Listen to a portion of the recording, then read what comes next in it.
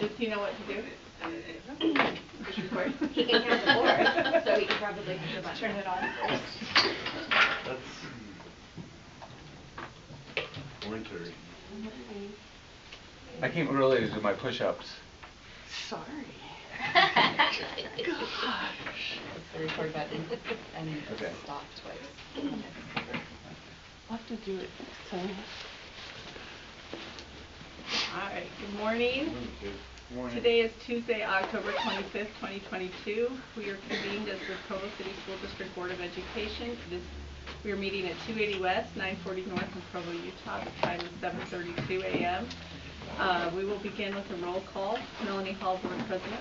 Rebecca Nielsen, Board Vice President. Jennifer Partridge, Board Member. McKay Jensen, Board Member. Perry McKay, Board Member. Nate Bryson, Board Member. Keith Chelsea, President.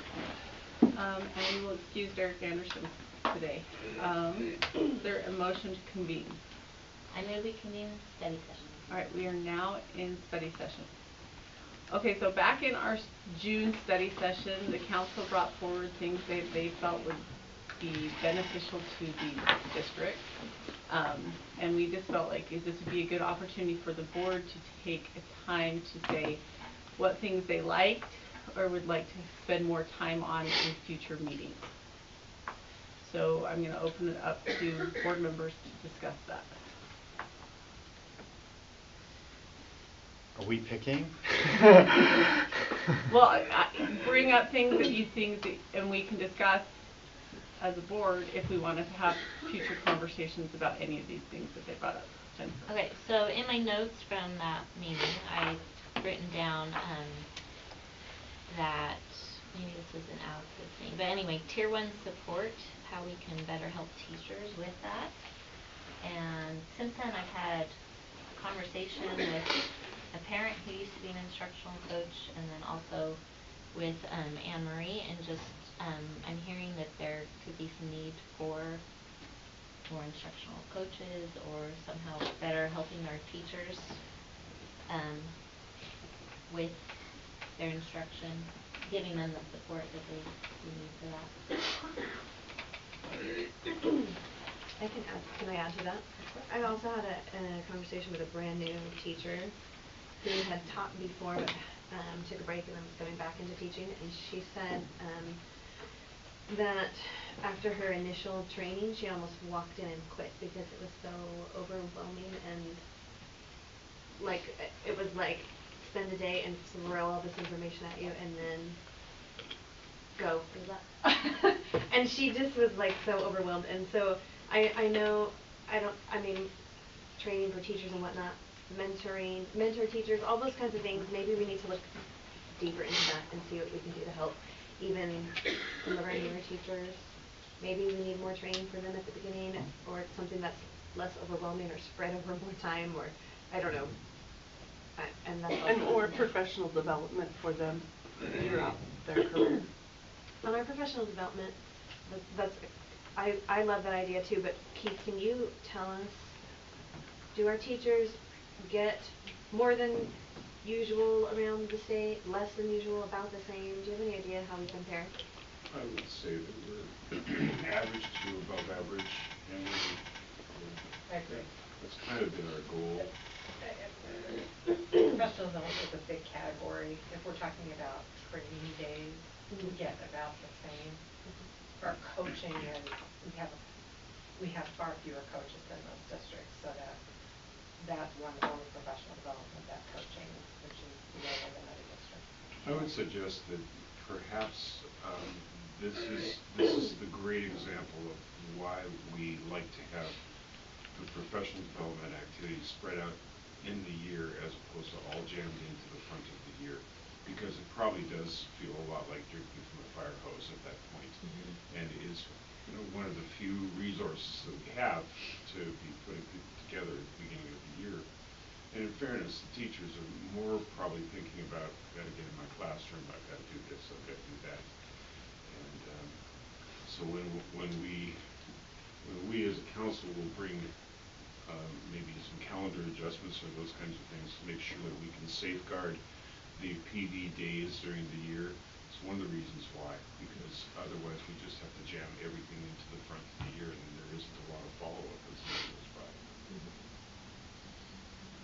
I have a follow-up question for Jason. How are we doing with instructional aides right now, like hiring? Yeah, we've actually done a lot better this year, but we still do have some areas, some schools specifically, that are struggling to fill all of their instructional assistant positions. But this year has been a bounce back year as compared to, you know, the last two. We've had better hiring this year. We've worked to do some things to change ways to attract people. You know, Suraj and I specifically have worked together on raising the rates of special ed instructional assistants in specific areas to try to make sure that those classes are being supervised and managed. They're some of the, you know, areas that we really want to make sure that there's coverage and support. But we're doing better this year, but still not where we'd like to be completely. Gina Hales has come to the meeting. You have to say what time it is. 7? At 7:38. Okay. Any other discussion about the tier one? Well, I wanted to talk about my top two. If that's Before we go on with it, yeah, any other comments about tier one instructional aides? I mean, I think it's a good goal, like, to keep looking at that and figuring out how we can get more people and more support in our classrooms and help for the teachers. This is ask Anne Marie if she has anything to add for us to know about that. Thanks. I mean, I think teachers will say this is, and you're hearing this nationwide, this is one of the hardest times kids were feeling lack of schooling for a couple of years, and I think we always really need to look at this and see, and there are many ways we can support teachers. Instructional coaching is one I'm concerned about because, you know, you say they get that training at the beginning of the year, as you mentioned, Rebecca, and that's only helpful if it's followed up with ongoing support in the classroom. Okay, here I'm going to help you do this, I'm going to help you do this, and we're very short-staffed in that end. But it's one of those components that I think is one of the biggest issues we have right now is how we can help teachers not feel like, but feel like and have the support from instructional assistants, mentoring, coaching, to behavior coaching for students, all those areas. Thank you.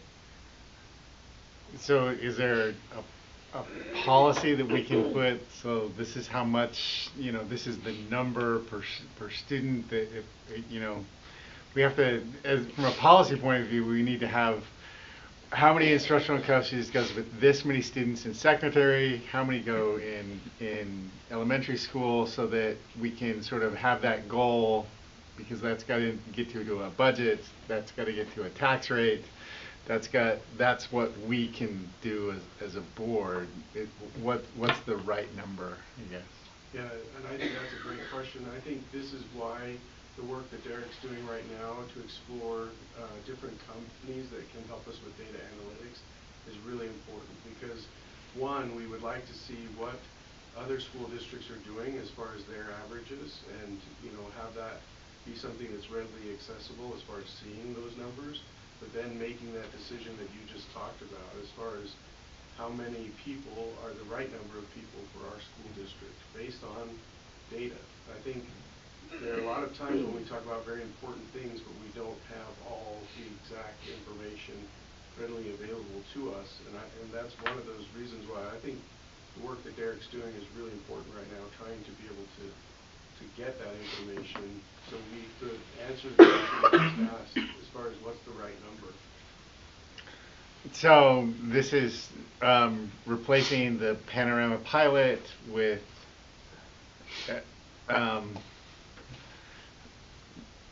something else, with Domo or Who Knew It or one of these other companies, or are we hiring somebody to come in and do a one-time research? Are we looking at the dashboard? Yeah, so I know Derek was planning to speak to this today, so I apologize that he's not here. We actually, several of us have sat in meetings with these companies making presentations. They can help us to build the dashboards, but they also train us to be able to use the programming to go out and use all kinds of data sources. And I think that's the key. In the past, we've been sold a lot of different things where they've said, oh, it can help you with this kind of student information, or it can help you with financial information. And when push comes to shove, the programs have been very specific to what they can do, and we haven't been able to branch out. And you know, companies have progressed a lot. They can do a lot more as far as these data analytics programs. So I think that there is an opportunity for us not only to learn about how we can use all these different data points from different programs that we already pay for. I think that's one of the key things that we could talk about for a while, which is we have Alio for finances, we have PowerSchool for student information, we have DataWise, data dashboards. We have a lot of different things that we currently use, but many of them don't speak to one another. And so that's why we have to explore this opportunity to try to see how do we get the data in one place and be able to actually analyze it in a very appropriate way. And I know Derek was, you know, again, his emphasis for this is to look at when we meet with our associations and we talk to them about raises in the future or class sizes or the number of people for support, it's really great to have accurate data when you're talking about that. So I know that's one of the reasons why he's really pushing for this. But beyond that, the programs that we've been seeing presentations from, they would help a school principal be able to see what are the students specifically that are struggling in my classroom or in my schools, and what areas, what part of reading, those types of things. And without them having to do so much manual input week to week, because you go to our principals, they do a lot of this in Excel spreadsheets where they collect the data from their teachers, they input it, they push it back out because they want people to be looking at data week to week. But these programs that we've been exploring would be able to manage that without this manual upload. If we have a way to collect the data in programs we currently have, then it could all be housed in these reports and we could have it much easier. And so, I know that Delma did a presentation. What are the other companies, just so I get an idea of what you're trying to get to? Click was the other presentation that we attended, and PowerSchool was the third. Okay. Did this PowerSchool people bring in their Who Knew It branch? Okay. Yeah. Great. Getting back to your question, Katie, I think it's as much of a qualitative thing as it is quantitative. There's certain programs that need more instructional aids than others, and as you well know, so I think a straight ratio may not be the best answer if we don't have the layers built out underneath it. For example, I mean, everybody I think knows that special education can hire instructional aids on a different level than we will throughout the rest of the system. So but we've got to get to the bottom of that. If the board would like us to develop a policy, a recommendation of how we make sure that we staff, in particularly instructional aid positions, we can do that. Just need a little time to think it through. I think we were talking more about coaches. I mean, aides are important, but I think I'm hearing we need more coaches to help our teachers with their capacity and with their ability to handle all the needs that they have in their classroom. So I'd like to see at least that, if not both. So, I guess pushing back on the coaches a little bit, I mean, oftentimes when a teacher talks to me, they're like, when are they going to let me actually teach instead of go to the meeting? So how do I mean, if you don't think that there's some pushback on coaching, there is some pushback on coaching. I mean, unless we are giving, there's gotta be something that gives as far as time, either time. So if this is the time I want to do, there seems to be a calculation that teachers do in their head. If this is the time that I'm paid for, this is what I want to do, and this is how much I want to give to professional development. So are we looking at more time to add in this coaching, or because if we add this staff, this is the first staff that people go, well, what are all these district people? Are they in the schools? Are they? I mean, that's something we hear all the time. So how do we? What's our balance point there? Can I comment? Yeah. I had two things that I was going to say I'd like to look into further in regards to the June study session. The first one was Derek's data software, and we've kind of already talked about. Second one was Anne-Marie's proposal that we need to simplify in the classroom, and I think a lot of what we're talking about right now can be taken care of maybe through simplifying a little bit. She talked a lot about protecting time and curriculum, the basics of the curriculum, and I personally would like to see more what that would look like. What does that mean? And what is, maybe some more detail on kind of what you have in mind, because if teachers are feeling overwhelmed and they need more help, maybe the key is coaching the appropriate amount of time, but also simplifying what's on their plate. So that's what I thought I wanted to hear more about. So. And those are the two things I wanted High five. to. So I don't need to make a comment. Great. So Maybe I can just that's my two clarify cents. that. May I clarify a prior point? Again, I think professional development is that whole big category. Coaching's in there, mentoring in there, training meetings are in there. So our PD days, you will not often hear teachers say, yay, it's a PD day. Although our survey data after those days is pretty good in terms of saying, can you use this, will it help? And so I am really sympathetic to teachers who say, oh gosh, tomorrow's a PD day. I wish I could go to my classroom for 8 hours and score papers and organize and whatnot, because they need time for all those things. And that's the commodity that we lack, is time. And I wish we had more paid time to give teachers for individual preparation and for these PD training meetings. I don't hear coaching as a big,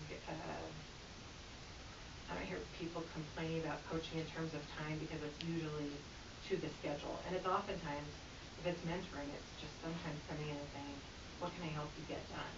And whether if that's creating the packets to go home with kids for the next month, or if that's helping them do grading, it should feel like teacher support, and we need to work more towards that. Is there a specific thing you wanted me to address in terms of the simplifying, or just ideas? Yeah, like Okay. what are some of the ideas you have? When you say simplify and protect that time in that curriculum, like what do you mean? Are we like taking down music time a little bit, but in more reading time, or like what in your mind does that mean? That's what I would like to hear more about. And that doesn't necessarily have to be now, because this conversation was like, what do we want to pursue? But I would be interested in hearing in the future, like what does that mean to you? Like some kind of idea. Here's an idea I have. We would do this, this, that, and the other, and then this is how we would simplify it. It's basically what I'm interested in hearing more about. If everyone else is okay with that. That was one of the ones on mine. Do you want me to talk about it now? You can wait. Okay. Or can come, and we'll have you present to us in the future meeting. Thank you. So. Okay, other ideas or things that you wanted to, so the other one I was going to bring up was getting a data person like Domo or something. I really like that idea, and Matt was already talked about that. So those are the two key things that I wanted to bring up. Other things that you wanted to discuss from that list that we want to have further input on? Well, I think Todd's idea kind of goes along with the next item on the agenda too. Well, that's if we, as a board, want to go along with that. So, do you want to bring that up? Well, it kind of goes along with the next agenda item of what are we going to do with our, future facility needs, and so I don't know if it needs to be discussed at this point right now, or do we continue it with the next agenda item? I think it's worth discussing. I think, Todd, we are all a little surprised to hear your thoughts about ninth graders and the best way to support ninth graders. So I don't know. now something we wanna discuss or not, but I would love to hear, and see data on districts that have ninth grade as more of a junior high model, those with high school, other ways to support ninth graders and really explore. I think we all want our students to be successful, but if we're gonna consider a major change to our system, I think we need a lot of information, a lot of data behind that. Todd? Would you like me to respond to that? First, good morning and thank you. First of all, I want to apologize to the board publicly because I wasn't here in the June meeting and I wasn't able to provide much context, any, for you. And unfortunately, I hear and fear that my suggestion may have become a cudgel in the community, and that was not my intent by any means. Simply what I was trying to raise is the issue of looking at ninth grade, whether it's through a structural change or some other approach. You know, the task I was given years ago when I came into this position was to raise graduation rates, and we made a lot of gains in that regard, but we continue to hit somewhat of a ceiling around 90–91%. And as we do that deep dive, the real key is ninth grade. My academic experience, professional experience, ninth grade is the key for students in their progression through 12 years of public education. That ninth grade shock, as it's been called, it makes or breaks whether a student really is able to finish on time. There's data out there that suggests that if a student fails a core course in ninth grade, they're 3.5 times less likely to graduate. We as a district, as we continue to look at this and try to address that need, we continue to see about 25–30% of our freshmen fail. And I know that we've made some efforts. TIMPU particularly has an innovative approach of interdisciplinary teaming. That has shown some promise. There are some limitations from my experience with those kind of teams to that approach. Our efforts to increase our teacher practice, we talk about helping our teachers become better in the classroom. AVID has really moved forward in the secondary schools to try to address that, as well as really trying to teach kids academic skills. Many of them are coming into high school without the ability to manage time or the rigor. And high school is a big place. So we're making efforts and strides. What I really, to my core, was hoping to raise back in June was just at the board level, doing a deeper dive, I think, to what Jennifer was suggesting, looking at more data. And it may lead us to a structural change, or it may not. I know that Alpine, their freshman failure rate is less than 5%.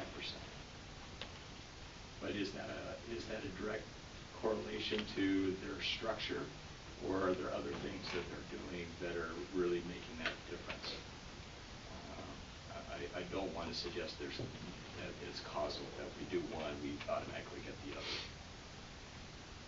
What did you say our ninth grade failure rate? It's between 25 and 30% pretty consistently. That will fail, well, there will be a credit, at least one class. At least one class. Are we seeing, so the freshman academy has been in place now at TIMPU for what, years? It's really their second year going into it. Did we see much improvement? Their data, again, it was somewhat of a pilot. It was a limited scope of students, but their data is really promising looking going forward. They saw a reduction in failure in that particular group. So ninth grade is like a huge deal. I mean, and so I like that approach. We have the built-in model that where Canyon went the other direction. Canyon's was the Jordan, Alpine Nebo model of a ninth grade in the junior highs they moved them into their high schools, and so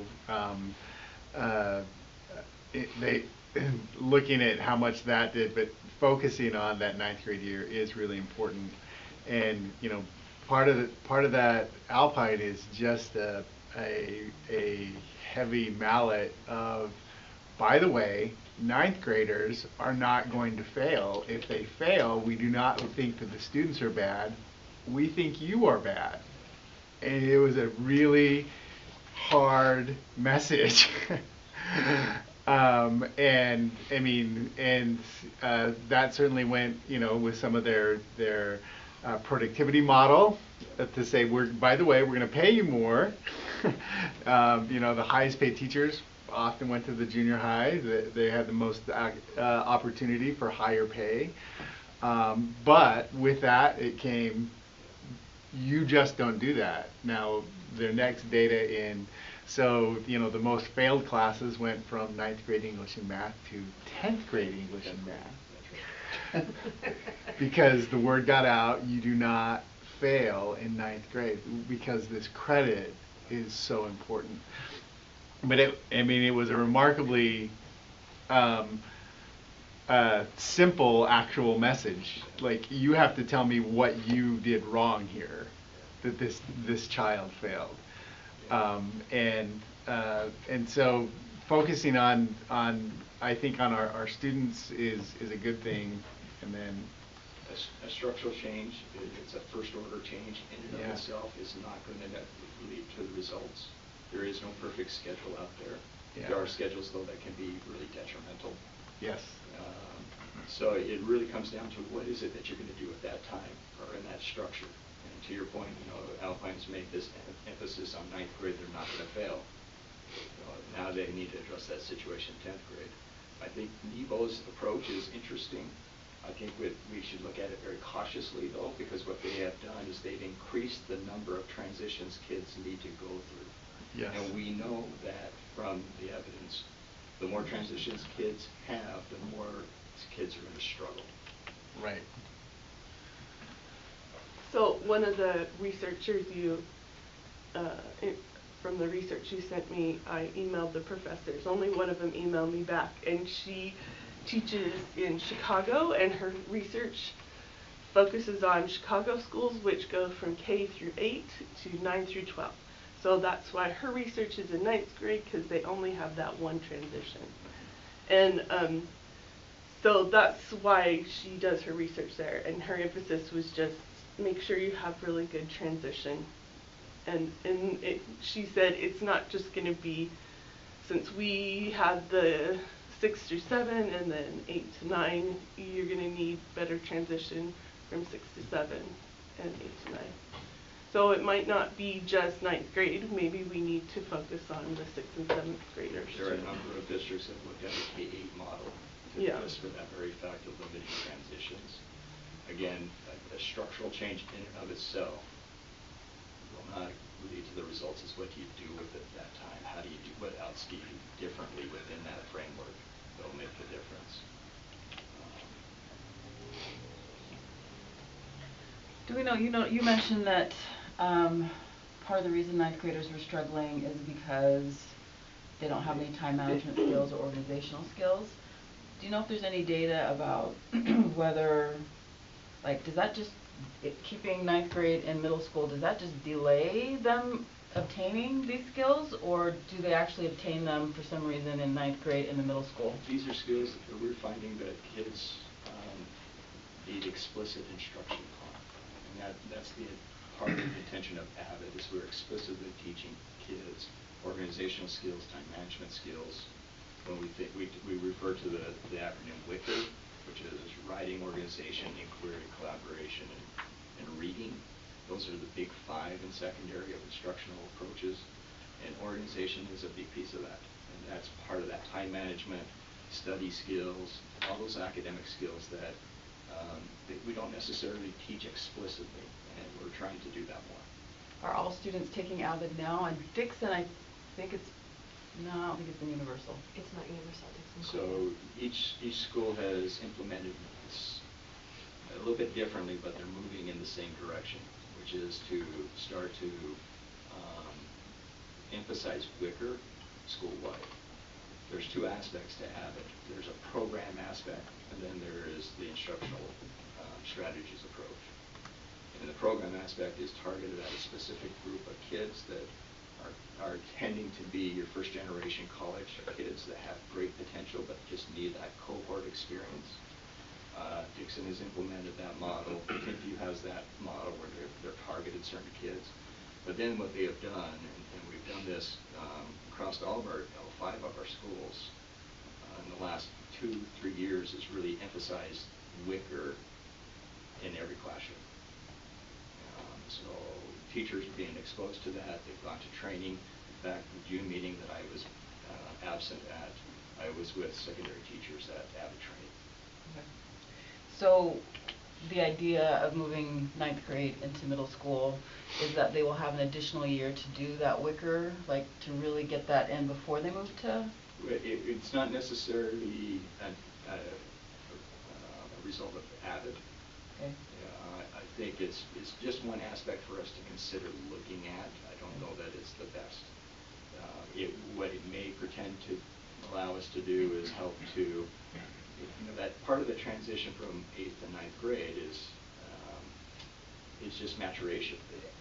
Kids all of a sudden are exposed to this big school with a lot of independence and increased rigor, and keeping them in maybe in a smaller community. And I think that's what ThinkView's approach with the academy is, to try to create a smaller learning community, allow those students just an extra year of development and better preparation. And oh, by the way, we can ensure that they're not credit deficient going into 10th grade. Okay. I think that answered my next question, which was I've had people say, don't bring 9th grade down, bring 6th grade up. So I'm like, that's a whole another That's another trend. can of worms. Well, it would be 6, so it would be K5 and then 6, 8, and then 9, 12. So that, I mean, that's a whole different. Maybe I can pitch in here. So one of the factors that districts look at, of course, is facilities. If a structural change such as moving 9th grade from a high school to a middle school, for example, and turning that into junior high, doing it through. I also want to point out there's some research out there that suggests that a 2-year middle school, like the model that we have, students in their first year are arriving and students in their second year are getting ready to leave. And there isn't really a sense of place. And so there's not a sense of being settled into that building for a period of time. I haven't seen a lot of great research on that. I've seen a little bit of research which suggests that may be an issue. But again, I think it's a matter of what the district and the board priorities are. And that kind of structural change would really require a conversation with the public. It would be a very different feel, especially moving 9th graders from high school to middle school. Other districts have done it, but I would suggest that, again, Todd mentioned this first order change versus second order change. Second order change is about what are you philosophically trying to accomplish with this, rather than just are we going to move a grade around, or are we going to build a new building, or those kinds of things. Those are first order changes. They don't guarantee success. The second order change is what really will guarantee success. And so that's why I think we just need to go into this very, very, I want to say cautiously, but the caution should not paralyze us. We need to, if there is something valuable to be done with this, do it. Go for it. Put together a plan. Well, I think the big key in here is that it helps with graduation rate, and that's one of our board goals. I know we're talking about revamping our board goals in the future, but this would be good information to help with that goal right now. I was reading something about, like, they recommend that boys stay back a year, and I don't know if that kind of ties in with it, but how much of our problem is with boys as opposed to girls is not graduating? Is there a gender discrepancy? I can't put my finger on exact data. Anecdotally, I would say we see a higher percentage of boys failing than girls, yes. And that's recent conversation, I know, in the national media about holding boys back. And there's also counter that without retaining kids, and how that will also set them up for failure. That retaining kids is not necessarily a productive strategy. We think we're helping them out. The complexity of all this is you have the academic as well as the interpersonal development of the student. We see this a lot when parents want to move kids too fast ahead.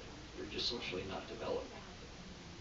Their peer group, their social emotional development, they're not ready. And oftentimes what I have found is kids that are promoted once or twice ahead from middle school to high school, eventually want to go back to be back with their peer group. Nate, your question though would be very interesting. It's another reason why we want to do this DOMA-like thing, because we should be able to pull that data out. I would tell you that I expect that we would see that there would be some academic issues more among males than females. I would also tell you for sure there will be more disciplinary issues among males and females. I think it's great that anytime so part of the problem I think in ninth grade in Provo District is, well, we're just getting ready for you to graduate. The goal wasn't sort of clearly defined, but finding those critical parts. We have an emphasis on third grade reading. I'd really like that sixth grade isn't just a holding spot waiting for you to grow up, that we're actually focused on sixth grade attendance. Are you connected?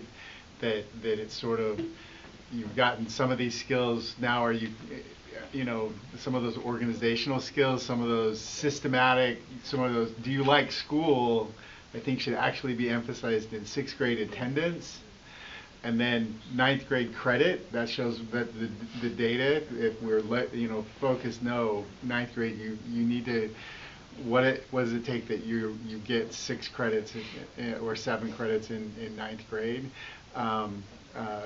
Because 12th grade we have, did you add everything up, did you graduate? We have those things, but I don't know what we're measuring sort of, I guess, in our middle school, 7th and 8th grade. What are we doing besides holding them? What's our emphasis in those two schools? Is it social? Is it academic? I mean, I see that third, I don't think we're emphasizing enough in 6th grade, sort of enculturating the systemness of public education, and do you like school?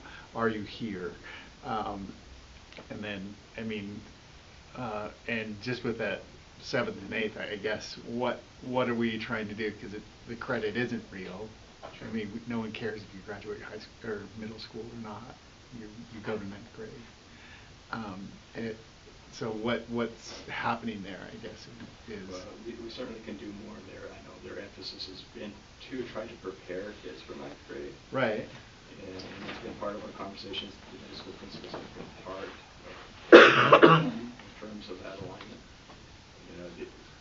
That's, I think, where we're leaning into more with that, because it's in the middle school as well as the high school. And so now we're talking about common vocabulary, a common approach that goes from 7th to 12th grade. And so that certainly when we emphasize graduation rate, you can just graduation rate. Well, we always work towards the deadline. So that 9th grade year is. If we have something to go, no, this is what has to happen in 9th grade. So, and you draw on a really good critical point, and it's something that's a system. We've known, but we're not there yet. Currently, to address our graduation, a lot of emphasis is placed on 12th, even 11th grade, and a lot of it is recuperating credit that's lost. Whereas if we were to flip the system and put all that emphasis on the ninth grade and help kids retain the credit, there's something to be said there about what we're expending, if we want to look at it in a dollar sense, how much we're spending on credit recovery that we could recoup and use in other ways, because we're doing a better job retaining kids in 9th grade. Well, I think the real discussion, we talk about graduation rates and all those things which are important, but the real discussion is student success.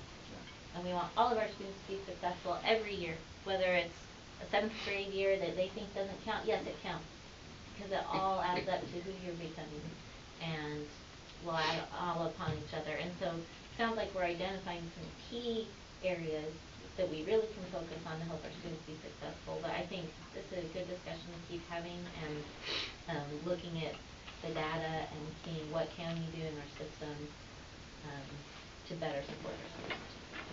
So from what I'm just looking at time, I think that this is something that we could get more data and hear more about in the future. And am I hearing that from the rest of the board? Mm-hmm. Okay. Thank you. Okay. Any other further things from the June study session before we move on? Okay. I'm going to move number 6 to number 5. We're going to switch it just because Rebecca's going to need to leave early. So, superintendent search status. Okay, real quick, let me give you guys some quick updates on a couple of quick things, and then I'll get your input really fast. But this Wednesday, so that's tomorrow, at 3:30, Derek and I have an appointment to meet with a gentleman from Y2 to discuss the citywide survey / town hall / focus group / whatever it is we're going to ask for them.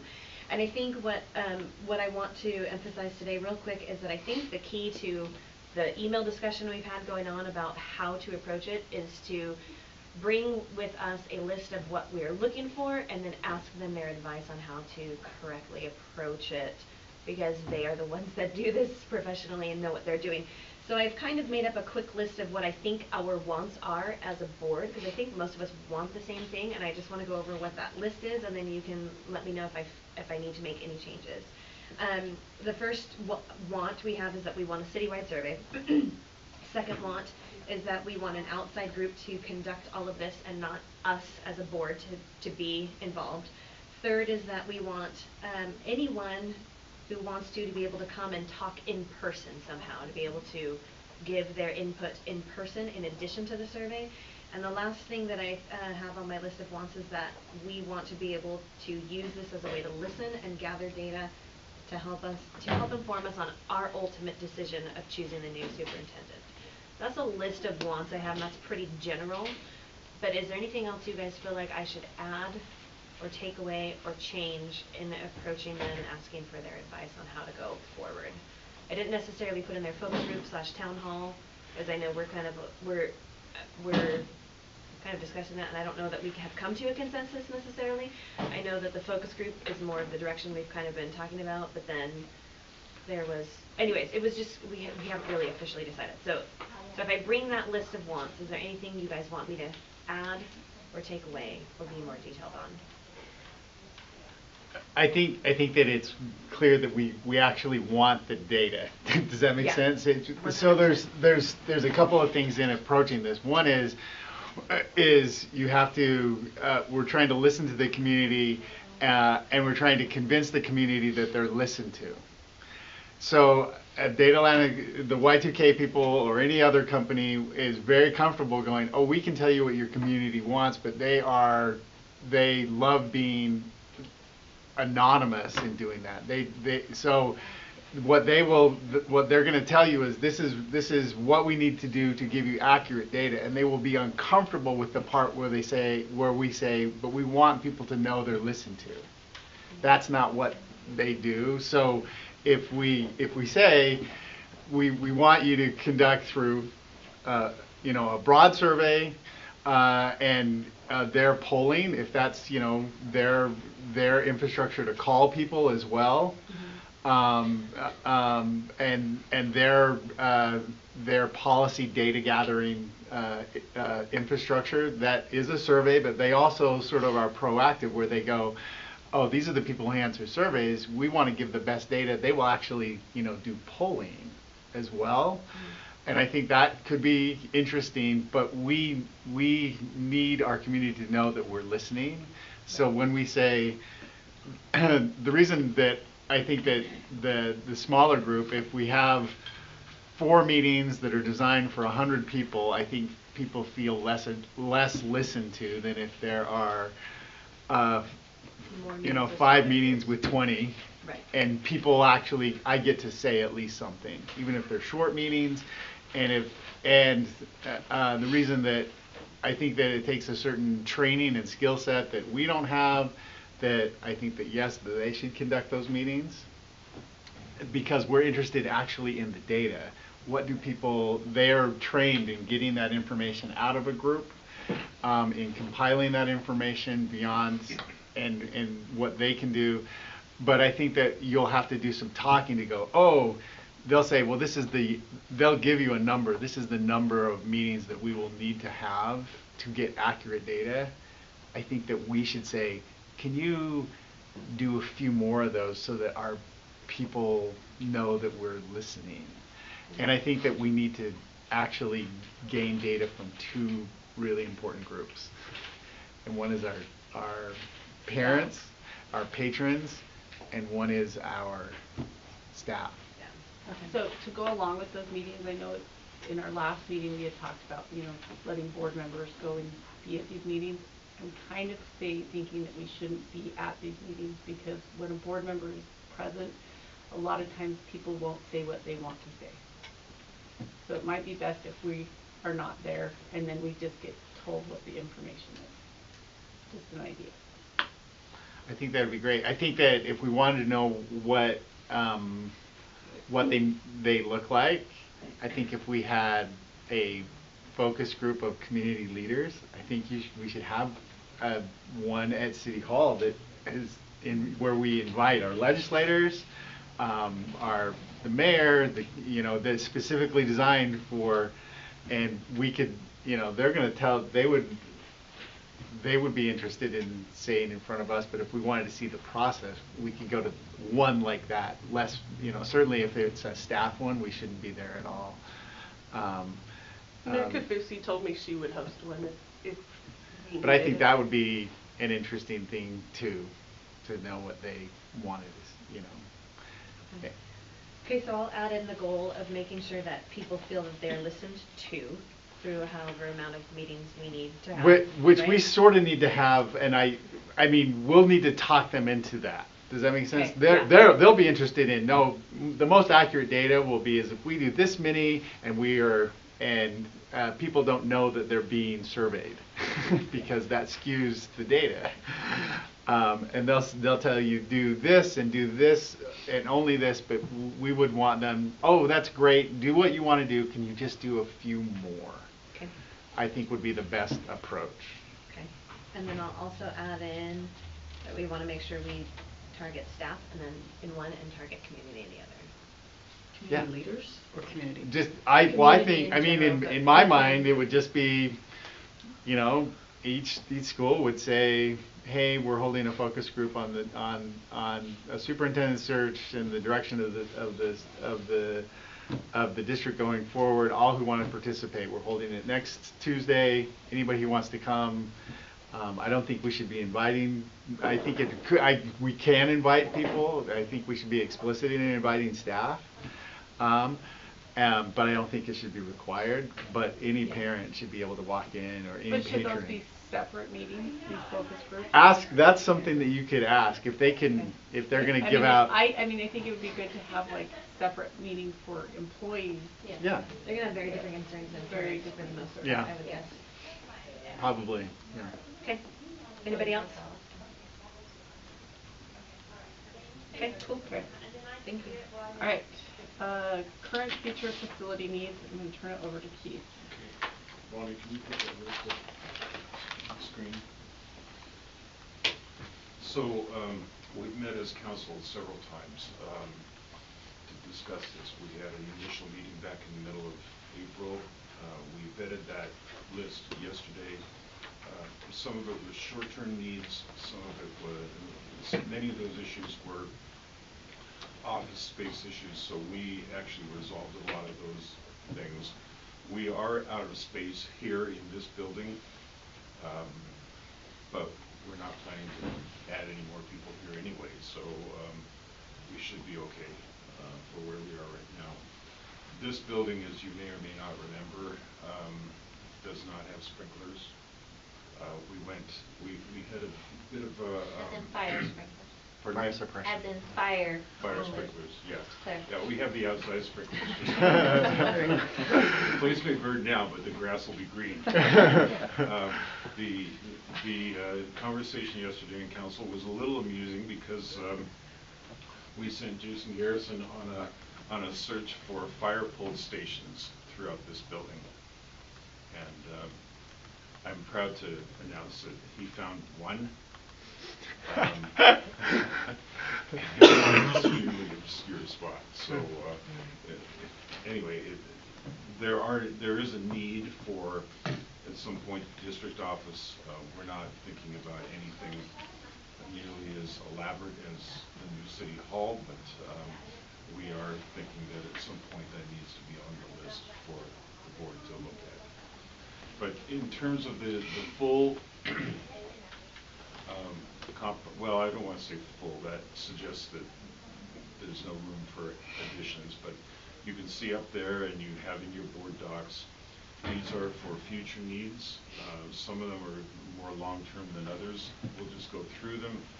So phase 2 of Timpview High School will be, of course, at the top of this list, I would imagine.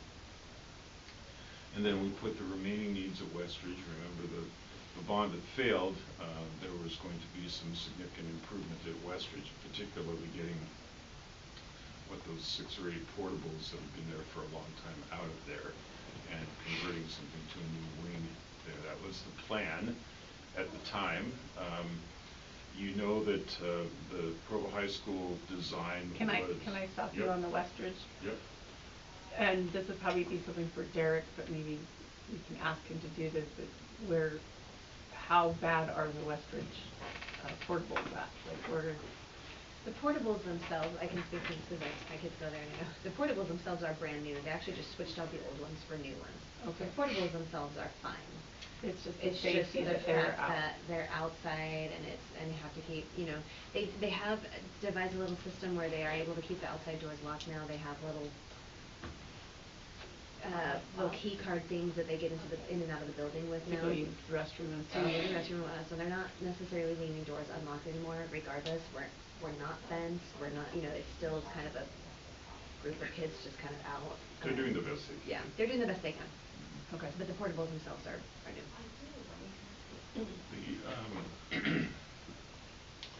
The item C there, the new Provo High School wing, at some point, we know the board will want to be looking at the overall size of the school. The school is not burgeoning yet. We're not bursting at the seams yet. But, of course, as more growth occurs on the west side, that will likely happen. Although the students I talked to at Provo High, sorry, they say the cafeteria is way too small. And it always was. Been a complaint since day 1. Yeah. Yeah. Yeah. And I'm just going to put in a plug for one of my great friends who is an art teacher there who didn't actually have a classroom last year. She actually literally traveled every last period to take up other classrooms. So we are kind of at that point with logistically speaking, sometimes classrooms are a little bit scarce. Yeah. And it is a difficult thing when you're on a 4-period day. You've got 25% of your staff not teaching at any given time for the most part, and so there are rooms available. And unfortunately, and as a high school principal, I never liked the teachers on carts approach because in effect it is just like in university. The professor arrives at the very same time that the students do. There's no sense of what's around you, no displays that are helping with instructional matters, etc. So, yeah, eventually we need to be thinking about how we're going to address that. And you all know, you remember that there is room to add a 4th wing at Provo High School. You remember that years ago we acquired 11 acres on the west side, just a little bit north of Provo High School. The big challenge there is that is within about 4 blocks of Lakeview Elementary. So as you start thinking about this down the road, I would suggest that maybe you start thinking about Do you want to have one of them being a primary grade school and one of them being an intermediate grade school? Two schools that are only 3 or 4 blocks apart are going to be very difficult to manage boundaries. So there may be a way to divide up this the students in a different kind of way than what we've done before. Like a Lakeview North and Lakeview South type thing? Yeah, where I mean, we go back years to the whole Grandview versus Westridge. It was difficult there at the time, and I mean, I wasn't here, I didn't live through it, but I've heard all kinds of things about it. And the good news is we have land, the bad news is it's not in a really great spot. Don't we have schools with capacity? Wouldn't it just be a matter of pushing people back towards Franklin, what do you have, like 300 students? What? 280. 280? 260. And Amelia Earhart is Yeah, full but capacity. a lot of the kids that could be going to Franklin are bused to Spring Creek. They're walking distance to Franklin. Yeah, that's true. We need to address the boundary issues that are around Franklin. But I think I was gonna bring up the same point, is if we have capacity in elementary schools, I think a boundary change is less expensive with money, but maybe not politically. But it's, that we have people lining up saying, quit spending our money, quit raising our taxes. This is a better, if we're gonna listen to them, I think rearranging boundaries is we need to look Cheaper. at that before not that we don't need to build a new elementary school, but we need to look at boundaries before we build brand new schools. Because in my we opinion. know what our capacity is. Right. And wasn't that the big argument, that we're pushing people out of the core, and it seems like this is like building a school out there kind of does And that Amelia is technically one of the it's one of the lower end enrollment. Why can't we push some of those kids from Lakeview to Amelia? That might solve some of their problems. And this also gets back to one of the things that was kind of hit on in June, and Derek is definitely going to want to talk to the board about this, the dual language immersion program and its impact on schools throughout the district, because of course Lakeview is a DLI program with Portuguese, and I'm not suggesting we do anything about that, but we just need to understand it's having an impact on drawing kids from other areas of town. And I think the Westridge question that Sal brought up earlier needs to be a part of this discussion, because do we need to add space at Westridge permanently, or are we adjusting things? Can it be adjusted? Right, so that our school populations are a little more balanced. Like, is it cheaper to bus people, because we do get like state Well, there is subsidies with that busing, right? weird area that gets bused to, is that Rock Canyon or Edgemont? So, And yes. that's not even close to, So but they're I close to Westridge. I can talk Yeah. about how that happened. That didn't No, make it's sense just to that me. little spot that's right behind Macy's grocery store. Oh, yeah. There's just that little tiny area, and it was like, who wants them? And the principal at the time, he's like, we will take them. So that's And how. that was the Edgemont was about to be decision. closed, right? And Edgemont was talking about being closed at the time and all this stuff. So they wanted yeah. the numbers. So anyways, that's how that little area from behind Macy's got to Rock Canyon. Because it was kind of just this little anomaly in the middle Yeah, of the city. it didn't, I saw the map and I'm like, what is going on here? So they're the only bus route at Rock Canyon. So it sounds like we need to just have a really unpleasant discussion about boundaries before That's we what make we- any decisions about That's what we do. this. How Bring many it. pleasant discussions have we had? Let's just tally it up. Maybe The mascot. if you wanna hamstring a new superintendent, give him his first job as boundaries. I think Keith likes that, right? You don't have to That's do called, it. that's called initiation, I'm or just like, glad I'm retiring. I know, right. Keith and I will do it in the next 3 weeks. There Yeah, we go. that'd maybe be great. hazing, is that like a hazing type of The- thing? Yes, that was You Your come up first with job the is ideal, boundaries. line that people can, go crazy about. Well, I do think for managing something like this, we would probably want to hire an outside group that does advisement on boundaries and those kinds of things. So have them really come in here and study this and make some recommendations to the board. I was gonna say, at least maybe have like a little committee that includes a few board members and some district staff to look Yeah. into that. To keep going here, East Bay Post High School, you're aware that we are renting space there, and the person that we're renting it from has been very helpful to us, but the cost of the rental continues to rise each year, and we're just throwing money away. So one idea I had, and Suraj and I have talked about this a little bit, is that the newest area of the current Dixon building, which is the fine arts area, could potentially, I mean, there's nothing seismically wrong with that particular east side wing of the building. It could be used in a year or so when the school moves out to go elsewhere. I guess I'm saying that's a resource that could be potentially put to work for us. And overall, the Post High also needs more space than it currently has, right? I'm not It sure does say, on that. I know for some of the program things that Brett wants to do down there, yes. But in terms of enrollment needs, I don't know that we're there. But to run the kind of program he wants, he would like to have some vocational opportunities and those kinds of things in the facility. And again, that east side of the current Dixon school is right adjacent to some of their shops and those kind of things. So there's something that could be done there. In other areas, we'd have to board it off. Anyway, just it's something to think about. We need to find a home for the East Bay Post High, a long-term solution. CAPS, as you well know, CAPS is a really successful program that is graciously being hosted by New Skin. We are all kind of amazed at the fact that New Skin was willing to give up their beautiful lobby, a portion of their main floor, to build a temporary spot in there for CAPS. And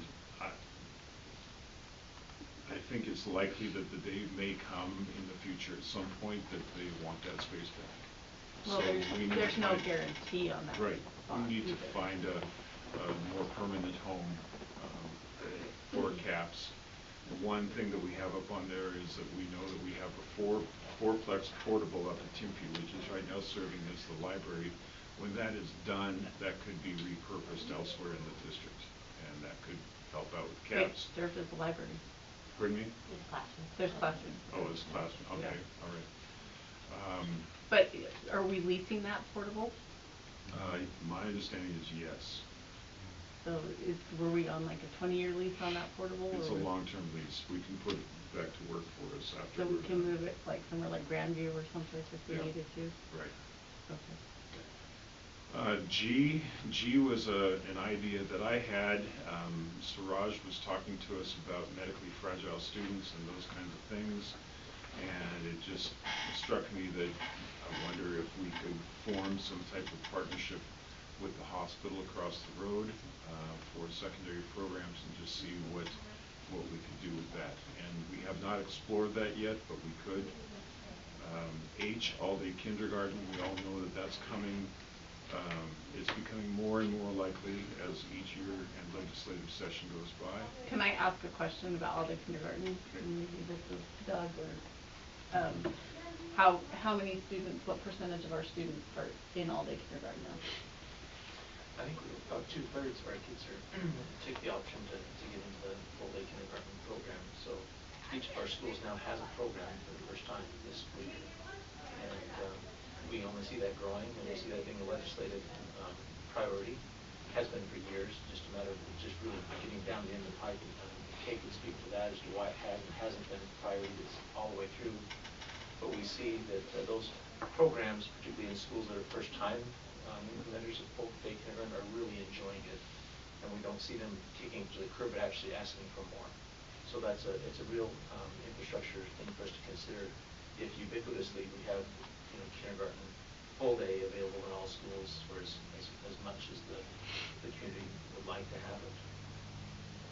So that needs to be part of the capacity boundary change. It really does. And it has, of course, has an FTE impact too. You certainly now have kindergarten teachers that are teaching one class full day versus 2 sections, so there's an impact with human resources as well. Item I on the list is ESL and adult classes, and also the adult ed program, which is currently located at IHS. It'd be nice to have a more permanent home for both of those.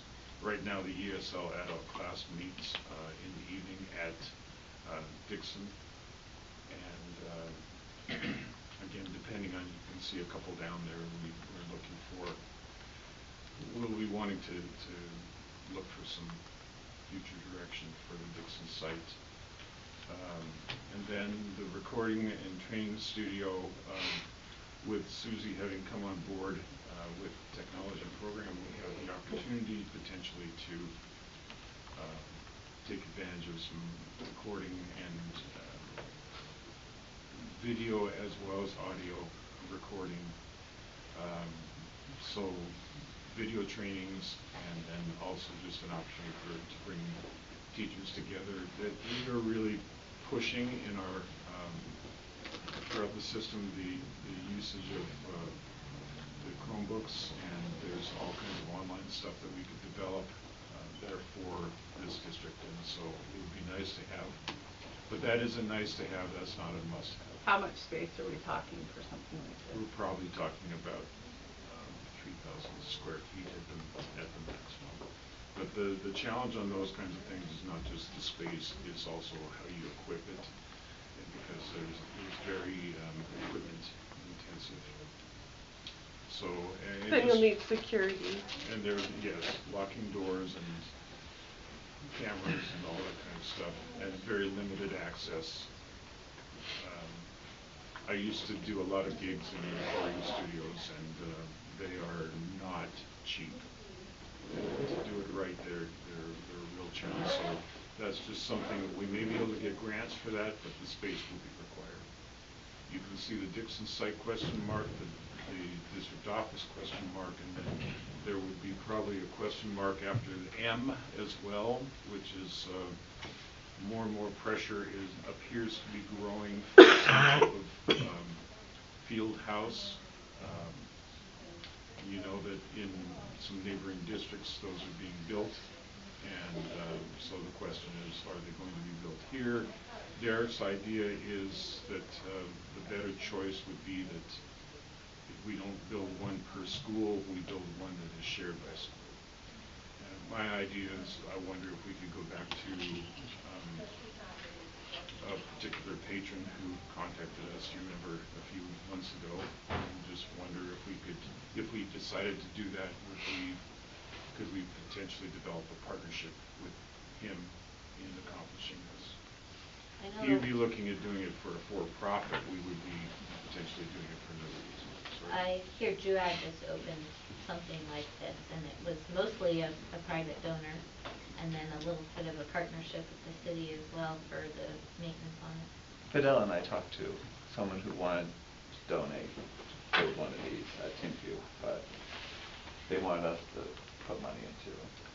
And we don't have the space at Timpview, right? Well, and if you do it at Timpview, you have to do it at Provo too. Absolutely.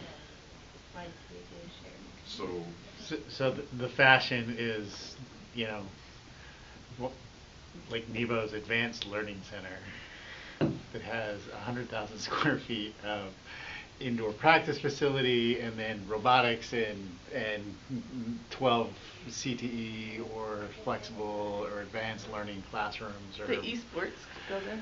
Yeah, but I think you know, that advanced learning center, that's, I mean, JUAB gets an indoor practice facility and 8 classrooms for their high school.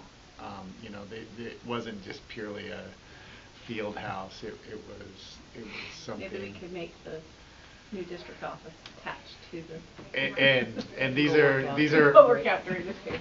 And the indoor practice facilities that were part of Canyon's renovations, both at Alta and at Brighton, are the ones that the legislators walk through and go, never ask us for more money again. So that was going to be one of my questions. Is how prominent are these? Are these something that we have I mean, I know it's a question mark on it, but like, what are the expectations? Like, Nebo has one, so we need to have one, or Alpine has one, so we need to have one, or... I don't know if Alpine, I mean, Alpine has just gotten bigger and bigger gyms. I mean, they've Bigger than like the Thunderdome, or... Yeah, they're equivalent. So, I mean, the Thunderdome was sort of the model, and they've gone, oh, let's make it a little nicer. Let's make sure that that running track on that second level that was sort of designed for Provo High, but sort of went away. But they have those, and they're really there. And then they expand for the the secondary gymnasiums, and especially when they do bonds the way they do, where they go, yes, we're building a new high school in the desert, but what do we do in Orem? They add on that extra gymnasium for and weight room, and so that they have different pressures, and so, but I do think that some of these, whether it's CAPS or, I mean, some of these, they justify them in multidisciplinary spaces, It's not just flexible the field house. spaces, yeah, that we can see that where we do that too. Plus, we also have people who go, hey, yeah, it would be really nice if off-season, there is space for, this team to do that. There's never enough space, and so. Yeah, and adding on boys volleyball, gym space is going to be terrible. Yeah. I think really the only way that we could justify something like this is if we take some of these needs that we have and house them there. Like, I don't see us, we don't have the land, nor do we have the capital that some of our neighboring districts have, nor do I think we need to follow people wherever they're going. But if we can have I'm really uncomfortable with the term field house, because we're gonna get slammed in the community if we call that. But if we have actual needs that we have demonstrated, like that are on this list, that could go to something like that, I think that's the only way that we can really legitimately even discuss it, because we don't have money to build. And sold assets to pay for it. Yeah. Yes. So selling assets, I think that, I mean, what shows up for me here is secondary space. I mean, it just looks like we need space for some secondary programs. We need secondary space. And Dixon's a perfect Right. secondary space. It's in the middle of the town. It's like perfect for all of these things. Yeah. And I mean, the only other thing that I see, like creatively is, I mean, MTech's courts building for CAPS. If we've, they wouldn't want to give up any ownership, but if we wanted to do, 8 years, I mean, they're only onto the 3rd floor. If we put money on the 4th floor. So I did inquire with Clay. MTech a few years ago about that, and it was a no-go, but we could pursue that again.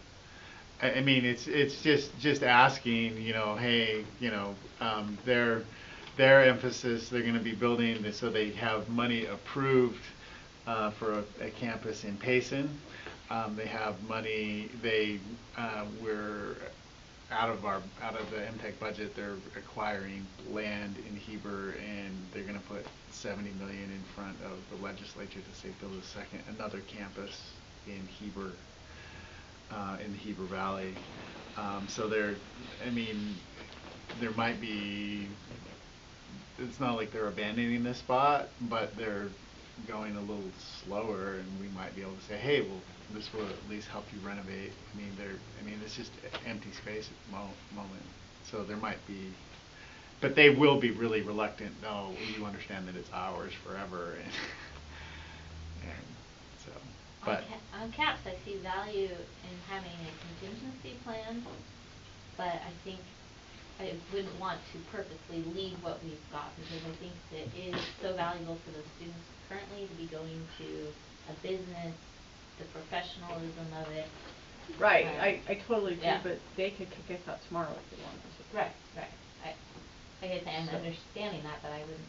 if they're happy with us there and we're Right. planning to leave us there for 5 years, I don't know why we'd intentionally leave sooner than. No. There's a lot of personal relationship in that Yeah. agreement. And part of that personal relationship is no longer with the district, correct? Can I ask really quickly, remind me what phase 2 of Timpview is? The arts The wing, the arts, cafeteria. the CTE, the shops. admin. The admin. cafeterias, the commons, everything that's not Anything getting that done. wasn't touched on the current rebuild. Okay. And as much as those areas weren't of immediate concern, they are still part of the overall concern that risk management has had for that building. So, I don't know where, Go ahead. I'm really glad we brought this up, because this is one of the things that I wanted to accomplish while on the board, or at least get started, is I'd love for us to have, and maybe we have one somewhere, but I couldn't find it, but a 5 to 10 year capital planning thing, so that, something that is accessible to the public as well. I've had a lot of people ask me, probably because of the Dixon thing, but they would like to see the capital plan, which this is going to take a while for us as a board to flush out and figure out what our priorities are, but I would really love in the next year for us to work on this and how, like, within the next 5 years, Wasatch has to be, like, I'd like to know what the professionals think about phase 2 of Timpview, like how long is it good for, and when do we need to have this on the radar? And that may help us order what needs to happen. That's what I was gonna say, how do we prioritize this list now? Yeah. And then it needs to be accessible to the public, I think. So when they ask those questions, we can say, we've got it, it's in public view, and it could be not connected to it, maybe in the same area of the website as, I really like the new construction website that they put up with the 3 different projects. It maybe could be related to that. Something that was not put on here that just, Grandview. I mean, we have, That's true. we have what, Eastville there? What else do we have there? We have, it is a place where we keep offices for Title I, Title III. We have some training that goes up there, some special education. And again, they're there because of a lack of other opportunities, lack of other sites. If we had a larger district office, for example, then they could all move here, and the board could look at possibly repurposing or liquidating the Grandview site if you want to do that. But as of right now, we're using every space we have. And what about the little site that's right by Centennial, that's just south of The Centennial? hillside, yeah, that's a kind of a house structure, and it is full of individuals such as, you've got a number of people there. I've got, Suraj. we've got lots of student services there. Yeah, after school programs, coach charity works out of that office now. Does that mean young mother school? Yeah. That doesn't sound good. No, that's what it That's what they was. called it, yeah. Yes, everyone was pregnant in the What 90s. what my program what my program started out in Alpine School District was Mother's High. That's the truth. Is that what that building is? Yes, that. Yeah. That little It was, building that is- little building was, Okay. yes, that was what it was. Yeah. Sweet, huh? He was saying all his friends were there, and I'm Yeah. saying the connection, you don't want to make that. I had like 5 friends who were like married in high school. We have had a long-term capital facilities plan that has been out there. It hasn't been updated for a little while, and many of the items that are on that list have either been accomplished through municipal building authority bonds, or we've taken care of some of the smaller items on Yeah. our own. So it does need to be completely redone. So- I'd love for us to work on that. Yeah, it has been a good thing.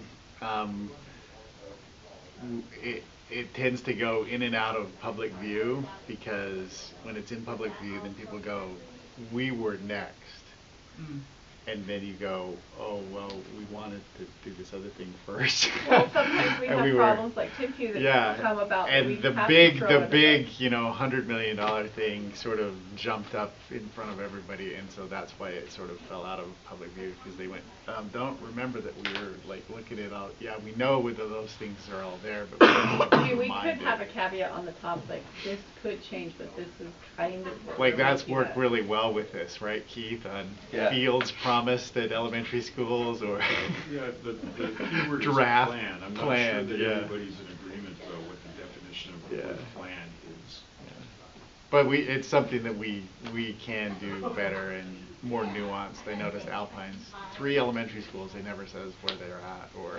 See, I was trying to look for Alpines, I couldn't find it, so. I know, because they're in trouble with Orem, like what's promised, Oh, yeah. or, you know, what's hinted at, that's a promise, this is what you will do, and it's the next thing after boundaries that are just trouble.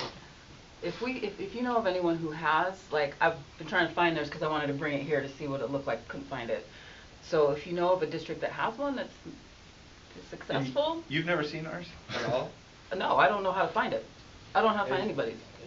I haven't seen it for a while. It's been. Yeah, it's probably been 2 In, years. in board docs, if you look for capital planning, there's a retreat document that you can find. Yeah, Mark, but you you know, know that Yeah. part. yeah, no, but we used to see it But a every lot year. of it is more like replacing a boiler or a roof. Yeah. It's not any of this Yeah. kind of stuff that I remember. Keith, are there any other facilities that we haven't mentioned? Like, we talked about Grandview, we talked about the little building next to Centennial, we talked about the 11 acres north of Provo High. Is there any others that we are not aware of, we haven't talked about? Or any other property, we don't Any have other any property. property southwest. I think that's pretty much it. In my tenure here, we have acquired, as you know, we've acquired a couple new pieces of property just to have them at the land bank, and one of them is becoming the new middle school. I'll be honest with you, I'm not sure that 11 acres north of Provo High School is going to be all that functional, as I mentioned earlier. But at least you've got a chip in the game, and at some point you chose to simply say, you know what, we can't use it, we'll liquidate it. I'm sure there will be developers who want that. So, short answer to your question, I think we have given you a pretty comprehensive view. I have one other property in town that I've kind of had my eye on for a functional purpose. I won't mention it here, it's probably better In to executive session. talk about in executive session, but just something to put a bug in your ear for the future. You may want to be thinking about that. Okay. Any other further questions about this? So what do we do? Well, I'd like Sorry, go ahead. I'd like to suggest that perhaps the board individually spend a little bit of time with this and maybe start thinking about a priority order here. That will help to guide us as we probably weave this into our long-term capital facilities plan. Some of these needs are more immediate, so like, for example, like as much as we have a home for the East Bay Post High, we would like to find a more permanent home for that. So I don't know that any of these are essential at the moment, but they will become more essential over time. Some of them, depending on population shifts or those kinds of things, market conditions. So if you would just maybe put some prioritization individually to this list, and then probably what we ought to do is sometime, maybe in a couple of months, we pull together a small committee that starts to work its way through this, and then eventually go back to a facilities advisory committee to have them endorse a long-term plan. As I'm looking at that question, is there any issue with housing perhaps secondary students with adults, like our adult ed classes? I guess it's over there at IHS. Well, they meet at different times, so. Okay, so the adults would be meeting later, so it wouldn't be an issue. I just want to make sure that we're not trying to put I don't know the protocol for putting kids and adults in the campus at the It's a same time. good point. There is wisdom to having some separation there. And East Bay Post High is adults or kids? Or kid adults? Kid adults. Go all the way through to 22. They're up to 22. I was So- gonna say, just my ideas. I like the idea Jennifer brought up, having a committee about looking at boundaries and facilities and, you know, all-day kindergarten and how we can best use the building. We've been talking about capacity anyways, so I do like that idea as well, having a committee looking at that. So at least this is something that we can start to sift our way through now and just say, well, we have a relatively complete picture of what our remaining facility needs are. I agree with Gina. If you could put together a plan, if we could put together a plan that incorporates a number of these rather than just single-use facility, I think that's an easier sell to the community. But and I think that the opportunity for partnerships, again, the idea of we have this building here, which is a stone's throw to the hospital. Could we form some type of partnership for a number of our students who have those needs? It's a question worth answering and exploring. I think, personally, I mean, if this is secondary space, and I would want to go kind of big and go, what are we going to do on that Dixon site that would take that that high school wing maybe off, because we have another program and we have caps and you know, yeah, we're not going to have fields, but if adult ed is one end of the property and we have, you know, the other building down here that has CTE or other additional classrooms or a magnet program for secondary space, that we can add some of those things, that we can put together a plan for the Dixon property where we're addressing all of these things. I would really like to do that. And rather than having that property go derelict and have people, you know, assume, you know, have that self-fulfilling prophecy that, you know, this is going to be, you know, freedom or Like what happened with BYU Mazer. Academy, yeah, and just let it sit, or it just becomes an asset that we sell. I don't think it's an asset I don't think that's an asset we can sell. We need secondary space, and this location isn't going to be secondary space. And the 11 acres north of Timpview or Provo High isn't going to be secondary space. I mean, that is secondary space. Let's find a good spot for it. Well, it's central. I think if we're going to do something that benefits both the whole city, we need it to be I would guess we would want it to be central. Here or here that are Both two central. very central. So, okay, so I guess that's the job for us, is start looking at prioritizing this as how you see best fit, or the ways that you see that we could possibly combine these to make a fit, and we will bring this back again in the future at another board meeting. Let me just emphasize what it says there on the second line for anyone who's watching. This is not in priority order. This is not a commitment. The board, after reviewing this in a couple of months, will, over time, determine priorities. So this is just a kind of a random list. With the field house last. And that's really only, that's really only on there because of what's happening around us, and we're starting to get questions asked about it. Otherwise, I would have not even thought about putting that up there. But there will be expectations, I think, with what's happening elsewhere about, has the board considered this? And so we probably should consider it. I would maybe this is I know we're out of time. I would like to take into consideration the safety of our district employees. Like, that's concerning to me that we don't have proper to save you all if it goes down, because I'm not doing your jobs if you go down. Especially the people in the basement. Is there a basement? We haven't even mentioned the lead. Oh yes, there It's is. bleak. So I would like. I mean, I know that district office always gets pushed to the last because we care more about kids' lives than adults' lives for whatever reason. But I think it would be good for me to know. I would like to know what are the safety hazards. I know we're okay here right now, but I think I would like to know that, because I would like the adults in the room to know that I value your lives. Mostly because I don't want to do your job, but no, I'm just kidding. I value life. I think we need to make that, maybe not a top priority, but I think we need to be talking about that, as much as we're talking about saving the lives of kids with seismically unsafe buildings, so. Thank you. Okay. Good discussion this morning, and thanks for everybody for being here. Is there a motion to adjourn? So moved. All right, thank you. They can have that. You got it. Okay, Terry. Okay, do it. 20. 20. Hey, Nate, did you hit stop? Oh.